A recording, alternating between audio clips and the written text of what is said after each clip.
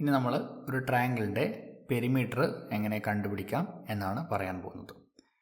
ഒരു ട്രയാങ്കിളിൻ്റെ പെരിമീറ്റർ കണ്ടുപിടിക്കാൻ അതിൻ്റെ 3 സൈഡ്സിൻ്റെയും ലെങ്ത്ത് ആഡ് ചെയ്താൽ മതി. ഒരു ട്രയാങ്കിളിൻ്റെ പെരിമീറ്റർ കണ്ടുപിടിക്കാൻ എന്താണ് ചെയ്യേണ്ടത്? അതിൻ്റെ 3 സൈഡ്സിൻ്റെയും ലെങ്ത്ത് ആഡ് ചെയ്യുക. അപ്പോൾ നമുക്ക് അതിൻ്റെ പെരിമീറ്റർ കിട്ടും. അങ്ങനെയാണെങ്കിൽ ഇവിടെ ABC എന്നൊരു ട്രയാങ്കിളുണ്ട്. അതിൽ AB എന്ന സൈഡിൻ്റെ ലെങ്ത്ത് 4 സെൻറ്റിമീറ്ററും BC എന്ന സൈഡിൻ്റെ ലെങ്ത്ത് 5 സെൻറ്റിമീറ്ററും AC എന്ന സൈഡിൻ്റെ ലെങ്ത്ത് 6 സെൻറ്റിമീറ്ററും ആണ്. ഓക്കെ, അപ്പോൾ ABC എന്ന ഈ ഒരു ട്രയാങ്കിളിൻ്റെ പെരിമീറ്റർ എത്രയായിരിക്കും? എങ്ങനെ കണ്ടുപിടിക്കാം നമുക്ക്? ഇവിടെ ട്രയാങ്കിളിൻ്റെ 3 സൈഡ്സിൻ്റെയും ലെങ്ത്ത് തന്നിട്ടുണ്ട് അല്ലേ? സോ നമുക്ക് ഈ 3 സൈഡ്സിൻ്റെയും ലെങ്ത്ത് ആഡ് ചെയ്താൽ പെരിമീറ്റർ കിട്ടും. ഓക്കെ ആണല്ലോ.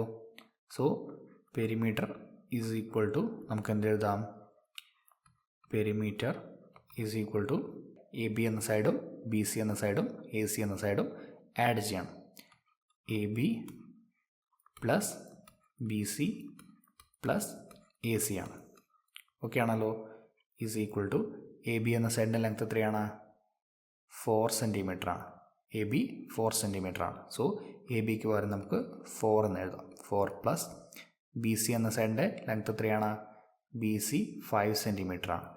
അതുകൊണ്ട് BCക്ക് പകരം 5 എന്ന് എഴുതാം. 5 പ്ലസ് AC എത്രയാണ്?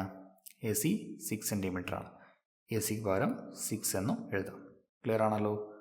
ഈസ് ഈക്വൽ ടു 4 പ്ലസ് 5 എത്രയാണ്? 4 പ്ലസ് 5 9 ആണ് അല്ലേ? 9 പ്ലസ് 6 എത്രയാണ്? 9 പ്ലസ് 6 15 ആ 15. ഓക്കെ, ഇനി പെരിമീറ്ററിൻ്റെ യൂണിറ്റ് എന്തായിരിക്കും? സൈഡ്സിൻ്റെ ലെങ്ത്ത് തന്നിരിക്കുന്നത് സെൻറ്റിമീറ്ററിലാണ്. സോ പെരിമീറ്ററിൻ്റെ യൂണിറ്റ് സെൻറ്റിമീറ്റർ തന്നെ ആയിരിക്കും. സെൻറ്റിമീറ്റർ. ക്ലിയർ? അപ്പോൾ നമ്മുടെ ക്വസ്റ്റ്യൻ്റെ ആൻസർ എത്രയാണ്? 15 സെൻറ്റിമീറ്റർ എന്നുള്ളതാണ് ക്വസ്റ്റ്യൻ്റെ ആൻസർ. ABC എന്ന ഈ ട്രയാങ്കിളിൻ്റെ പെരിമീറ്റർ എത്രയാണ്? 15 സെൻറ്റിമീറ്റർ ആണ്. മനസ്സിലായല്ലോ. ഒരു ട്രയാങ്കിളിൻ്റെ പെരിമീറ്റർ എങ്ങനെ കണ്ടുപിടിക്കാം എന്ന് പിടികിട്ടിയല്ലോ. അങ്ങനെയാണെങ്കിൽ ഇതുപോലെ മറ്റൊരു ക്വസ്റ്റ്യൻ ചെയ്ത് നോക്കാം. അടുത്തതായി നമ്മൾ ചെയ്യുന്ന ക്വസ്റ്റ്യൻ ഇതാണ്. ഇവിടെ PQR എന്നൊരു ട്രയാങ്കിളുണ്ട്. അതിൽ PQ എന്ന സൈഡിൻ്റെ ലെങ്ത്ത് 5 മീറ്ററും QR എന്ന സൈഡിൻ്റെ ലെങ്ത്ത് 8 മീറ്ററും PR എന്ന സൈഡിൻ്റെ ലെങ്ത്ത് 7 മീറ്ററും ആണ്. അങ്ങനെയെങ്കിൽ PQR എന്ന ഈ ട്രയാങ്കിളിൻ്റെ പെരിമീറ്റർ എത്ര? ഈ ഒരു ട്രയാങ്കിളിൻ്റെ പെരിമീറ്റർ കണ്ടുപിടിക്കാനാണ് ക്വസ്റ്റ്യൻ. എങ്ങനെ കണ്ടുപിടിക്കാം? ഇവിടെ ട്രയാങ്കിളിൻ്റെ 3 സൈഡ്സിൻ്റെയും ലെങ്ത്ത് തന്നിട്ടുണ്ട് അല്ലേ? അവ 3ഉം ആഡ് ചെയ്താൽ നമുക്ക് ഈ ഒരു ട്രയാങ്കിളിൻ്റെ പെരിമീറ്റർ കിട്ടും. ഓക്കെ ആണല്ലോ. So perimeter is equal to നമുക്ക് എന്ത് എഴുതാം? Perimeter is equal to PQ എന്ന സൈഡും QR എന്ന സൈഡും PR എന്ന സൈഡും ആഡ് ചെയ്താൽ മതി. അതായത് PQ plus QR plus PR ആണ് അല്ലേ? ഈസ് ഈക്വൽ ടു PQ എന്ന സൈഡിൻ്റെ ലെങ്ത്ത് എത്രയാണ്? PQ എന്ന ഈ സൈഡിൻ്റെ ലെങ്ത്ത് 5 മീറ്റർ ആണ്. സോ PQന് പകരം 5 എന്ന് എഴുതാം. 5 പ്ലസ് QR എത്രയാണ്?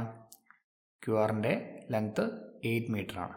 അതുകൊണ്ട് QRന് പകരം 8 എന്ന് എഴുതാം. 8 പ്ലസ് PR ആണ്.